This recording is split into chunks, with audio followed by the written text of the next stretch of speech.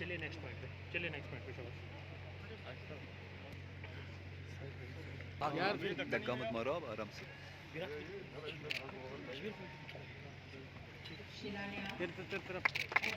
अनावरण आज के हमारे मुख्य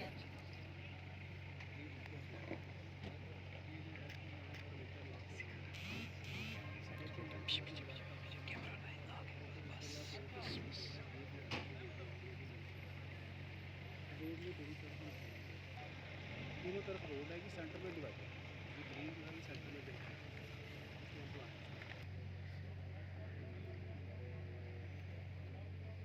हम आप सभी से आग्रह करेंगे कि अपने अपने स्थान पर खड़े होकर राष्ट्रगान का रीजन डेवलपमेंट अथॉरिटी एवं डिपार्टमेंट ऑफ HNUDD की तरफ से आप सभी गणमान्य जम्मू कश्मीर यूनियन टेरिटरी मंच पर उनके साथ आसीन श्री सेक्रेटरी श्री धीरज Gupta ji, principal secretary HNUDD, हम पुष्प गुच्छ भेंट कर अतिथियों के स्वागत हेतु हम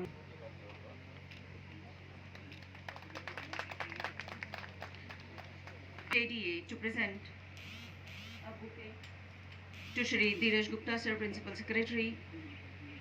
मुख्य सचिव जम्मू और कश्मीर डॉक्टर अरुण कुमार मेहता जी, जम्मू म्युनिसिपल कॉर्पोरेशन के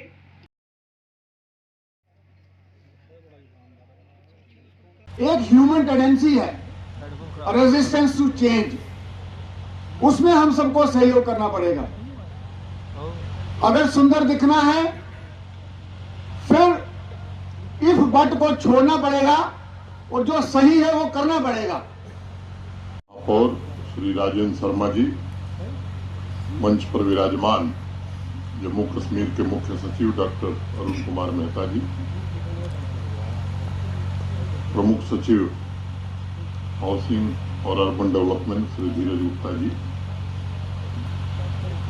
जम्मू के मंडलायुक्त श्री रमेश कुमार जी, उप महापौर वालिया साहब, मेरे सम्मुख उपस्थित जम्मू के श्रेष्ठ एवं ज्येष्ठ जन, जम्मू कश्मीर प्रशासन के हमारे सभी सहयोगी, देवियों, सज्जनों और मित्रों, अभी धीरज गुप्ता जी ने आज जिस काम को शुरू कराया गया उसके बारे में विस्तार से बताया।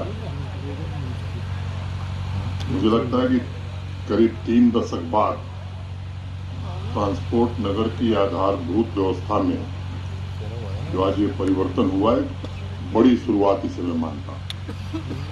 सबसे पहले मैं ट्रांसपोर्ट नगर के सभी बिजनेस इंटरप्राइजेस को इसके लिए बधाई देना चाहता हूं।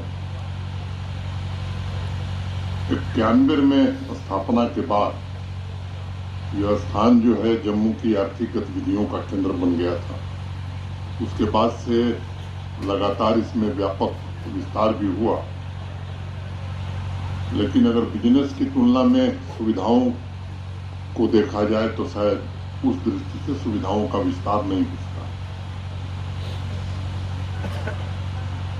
अनेक राजनीतिक दलों के लोग, गैर राजनीतिक सामाजिक संगठनों के लोग, ट्रेड और कॉमर्स के डेलीगेशन जब भी मिलते थे तो इस बात की चर्चा जोर दे करके करते थे। रोड, ड्रेनेज नेटवर्क, बिजली, इन सबका समन्वित एक प्रोजेक्ट बना है। बिजनेस से जुड़े लोगों ने एक बार मुझे बताया कि ट्रांसपोर्ट नगर के 25 साल पूरे होने पर इन लोगों ने खुला पत्र लिखा था 2015 में, और इसका जिक्र भी किया। तो अब निजी गतिविधियों का सीधा संबंध मुझे लगता है सामान्य आदमी की अपेक्षाओं और प्रशासनिक मशीनरी की कार्यकुशलता से भी जुड़ा हुआ है। मुझे विश्वास है कि ट्रांसपोर्ट नगर के इंफ्रास्ट्रक्चर में आज जिस परिवर्तन की नींव रखी गई है वो कमर्शियल एक्टिविटीज को तीव्र करके पूरे जम्मू कश्मीर की आर्थिक गतिविधियों की वृद्धि में सहायता करेगा। पूरे देश में अगर आप देखें तो काफी चर्चा है। लगभग 2030 तक 65% से ज्यादा लोग, कई लोगों का आकलन है कि 70% लोग हमारे शहरों में बस जाएंगे और वही हमारी अर्थव्यवस्था का मुख्य रूप से ग्रोथ इंजन बनेगा। आर्थिक गतिविधियां दुगनी हो जाएंगी। कुछ लोगों ने सर्वेक्षण के आधार पर यह अनुमान किया है वर्तमान आकार से दुगनी हो जाएगी और तब देश की आबादी के 10 में से 7 लोग शहर में रहेंगे, ऐसी एक परिकल्पना है। जम्मू कश्मीर के शहरों में भी बुनियादी ढांचे की कमी को दूर करने के लिए अनेक प्रयत्न किए जा रहे हैं। नीरज जी और उनकी टीम कर रही है। शहरी बुनियादी ढांचे, सेवाओं और संसाधनों के उपयोग में जो आवश्यक सुधार है उसे भी किया जा रहा है। क्षमता विस्तार की भी कोशिश की जा रही है। सामान्य नागरिक के जीवन में, जिसे ईज ऑफ लिविंग कहते हैं, ईज ऑफ डूइंग बिजनेस के साथ साथ ईज ऑफ लिविंग और ईज ऑफ मूवमेंट, ये तीनों एक साथ कैसे जमीन पर उतारा जा सकता है, इसकी एक समेकित योजना बना करके काम करने का प्रयास शुरू किया इन लोगों ने। मुझे लगता है कि शहरों के मूल चरित्र व आत्मा को सुरक्षित रखते हुए सभी आधुनिक सुविधाओं का विकास किया जाना चाहिए जो आर्थिक, सामाजिक और पर्यावरण तीनों की आवश्यकताओं की पूर्ति करे। जम्मू कश्मीर में ग्रीन, रिसिलिएंट और इंक्लूसिव शहरों का निर्माण कैसे हो, इसकी कोशिश की जा रही है। कुछ दिन पहले अखबारों में मैं पढ़ रहा था कि जम्मू के अनेक इलाकों के लोग खुले में कचरा फेंक रहे हैं। ये समाचार केवल अकेले मैंने नहीं पढ़ा, आप में से भी अनेक लोगों ने पढ़ा। अनेक माननीय पार्षदगण हैं, प्रबुद्ध नागरिक हैं, व्यवसाय के जुड़े हुए प्रतिनिधि हैं।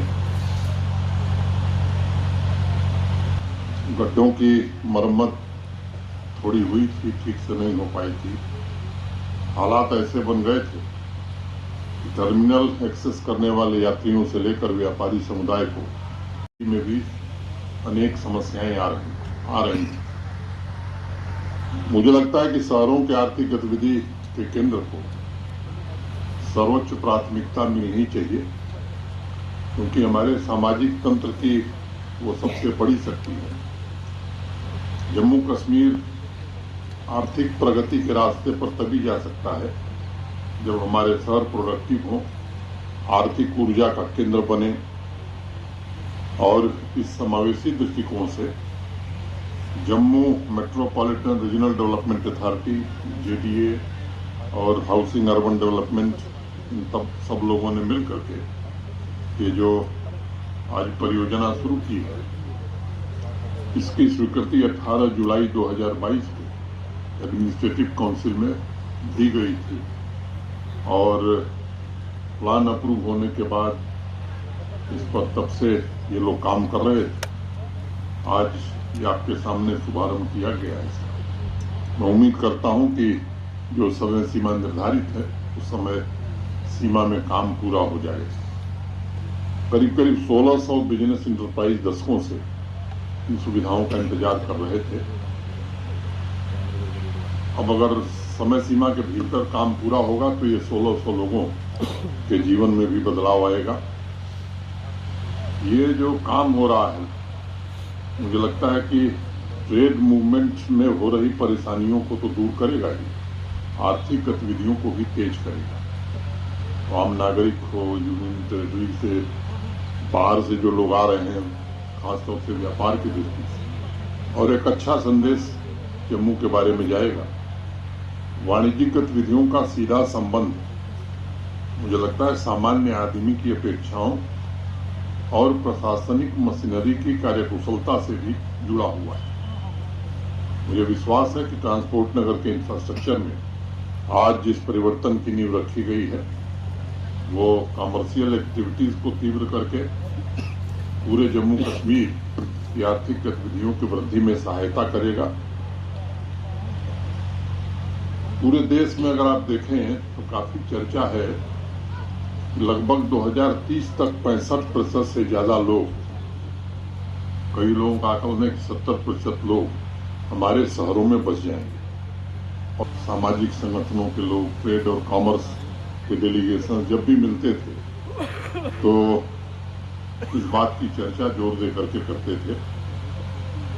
रोड, ड्रेनेज नेटवर्क, बिजली, इन सबका समन्वित एक प्रोजेक्ट बना है।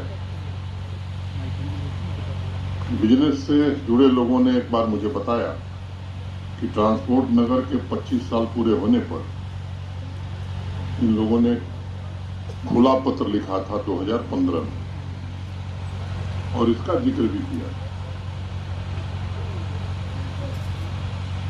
तब जाकर के सड़कों पर ब्लैक टॉप का काम हुआ था। गड्ढों की मरम्मत थोड़ी हुई थी, ठीक से नहीं हो पाई थी। हालात ऐसे बन गए थे कि टर्मिनल एक्सेस करने वाले यात्रियों से लेकर व्यापारी समुदाय को में भी अनेक समस्याएं आ रही थी।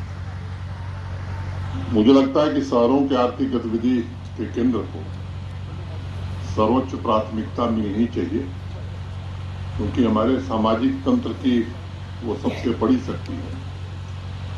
जम्मू कश्मीर आर्थिक प्रगति के रास्ते पर तभी जा सकता है जब हमारे शहर प्रोडक्टिव हो, आर्थिक ऊर्जा का केंद्र बने, और इस समावेशी दृष्टिकोण से Jammu metropolitan regional development authority, JDA और हाउसिंग अर्बन डेवलपमेंट, इन सब लोगों ने मिल करके ये जो आज परियोजना शुरू की है, इसकी स्वीकृति 18 जुलाई 2022 को एडमिनिस्ट्रेटिव काउंसिल में दी गई थी, और प्लान अप्रूव होने के बाद इस पर तब से ये लोग काम कर रहे थे। आज ये आपके सामने शुभारंभ किया गया है इसका। मैं उम्मीद करता हूं कि जो समय सीमा निर्धारित है उस समय सीमा में काम पूरा हो जाए। करीब करीब 1600 बिजनेस इंटरप्राइज दशकों से इन सुविधाओं का इंतजार कर रहे थे। अब अगर समय सीमा के भीतर काम पूरा होगा तो ये 1600 लोगों के जीवन में भी बदलाव आएगा। ये जो काम हो रहा है, मुझे लगता है कि ट्रेड मूवमेंट में हो रही परेशानियों को तो दूर करेगा ही, आर्थिक गतिविधियों को भी तेज करेगा। तो आम नागरिक हो, यूनियन टेरिटरी से बाहर से जो लोग आ रहे हैं, खासतौर से व्यापार की दृष्टि से, और एक अच्छा संदेश जम्मू के बारे में जाएगा। में ग्रीन, रिसिलिएंट और इंक्लूसिव शहरों का निर्माण कैसे हो, इसकी कोशिश की जा रही है। कुछ दिन पहले अखबारों में मैं पढ़ रहा था, जम्मू के अनेक इलाकों के लोग खुले में कचरा फेंक रहे हैं। ये समाचार केवल अकेले मैंने नहीं पढ़ा, आप में से भी अनेक लोगों ने पढ़ा। अनेक माननीय पार्षदगण हैं, प्रबुद्ध नागरिक हैं, व्यवसाय के जुड़े हुए प्रतिनिधि हैं।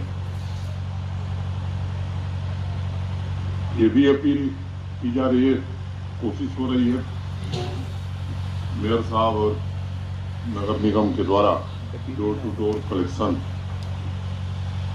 शुरू हो रहा है। बेहतर व्यवस्था बने, इसकी अनवरत कोशिश हो रही। अब वो जो डोर टू डोर कलेक्शन के लिए व्हीकल में कचरा डालने की आदत तो हमें डालनी पड़ेगी, तभी हम अच्छा जम्मू शहर बना सकते हैं। सामान्य तौर पर देखा जाए तो प्रत्येक घर से डोर टू डोर कलेक्शन का 100 रुपया चार्ज है ना। 100 रुपये, अब इससे न्यूनतम शुल्क क्या हो सकता है? अब इसके बिना मुझे लगता है कि व्यवस्थाएं नहीं चल पाएंगी। मैं दूसरे शहर से तुलना नहीं करना चाहता हूं, लेकिन अगर अनेक शहरों का मैं नाम लूं तो 15-16 साल पहले 100 रुपये रेट हुआ करता, तो निश्चित रूप से हम इसे पूरा कर पाएंगे। देश के तमाम शहरों में एक बड़ा बदलाव है, लोग खुद आगे आ रहे हैं। मुझे लगता है कि शहर को सुंदर और संसाधन युक्त बनाने में जो भी आवश्यकता होगी, प्रशासन अपनी जिम्मेदारी का निर्वहन करेगा। 2021 के बाद रैंकिंग में काफी सुधार आया है, और मुझे लगता है कि आज 2023 में अगर हम सब मिल करके ये तय करते हैं कि नहीं, अगली बार जब रैंकिंग जारी होगी तो जम्मू की रैंकिंग में बड़ी छलांग हम लगावें, तो मुझे लगता है ये भी हम कर सकते हैं। ये महज एक भौगोलिक स्थान नहीं है शहर, बल्कि आर्थिक उत्पादन और सांस्कृतिक समृद्धि का केंद्र कैसे बने, इस पर हमें विचार करने की जरूरत है। सभी नागरिकों को ये अवसर मिलता है, तमाम लोगों की आकांक्षाएं इससे जुड़ी हुई हैं। मैं फिर से धीरज गुप्ता जी, उनकी टीम को हृदय से बधाई देता हूं।